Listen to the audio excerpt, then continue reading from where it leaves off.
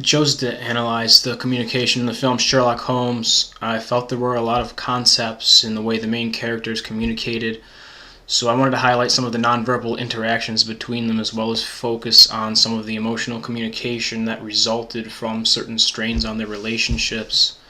The interactions throughout the film offered a lot of brilliant examples of the different dynamics in these forms of communication.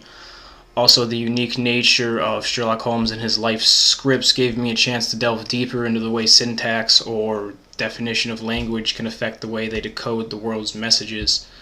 As the film plays out, we see Holmes and Watson become raveled up in a dangerous mystery after the man they helped to capture and execute rises from the grave. Holmes is also manipulated into solving a missing persons case by his former mistress, Irene Adler.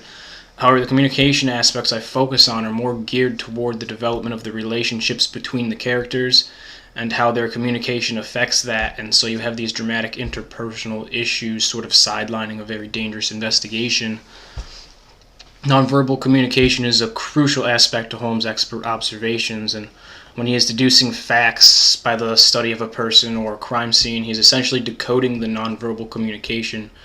An article from Leadership in Action by Gentry and Kerner mentions how one part of nonverbal communication takes place through objectics, or clothing and the objects that belong to a person, which give off some kind of message. It is through the study of this that Holmes is able to deduce more information than seems reasonable. I also highlighted two emotions that were communicated regularly throughout the film: jealousy and anger. On Holmes' part, jealousy of Watson's fiancée and the threat that he would lose time with Watson when he married. For anger, I chose Watson and his response to the ways in which Holmes expressed jealousy.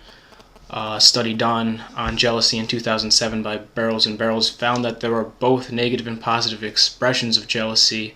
It was able to identify Holmes using both kinds of expressions. In an article published by Educational Sciences Theory and Practice, Arslan notes that there are three ways of dealing with anger, and I cite two of them as specific to Watson's case.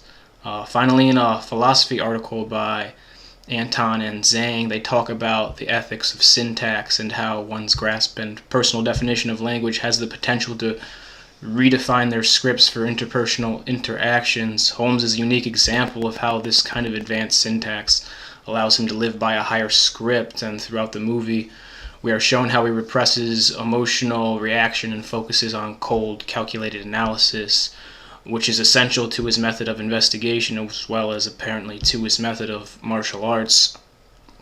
At face value, one might miss the depth of the communication aspects in Sherlock Holmes, but at a closer look, there is a lot to be considered in the subtleties of the communication and how it affects the relationships in the movie.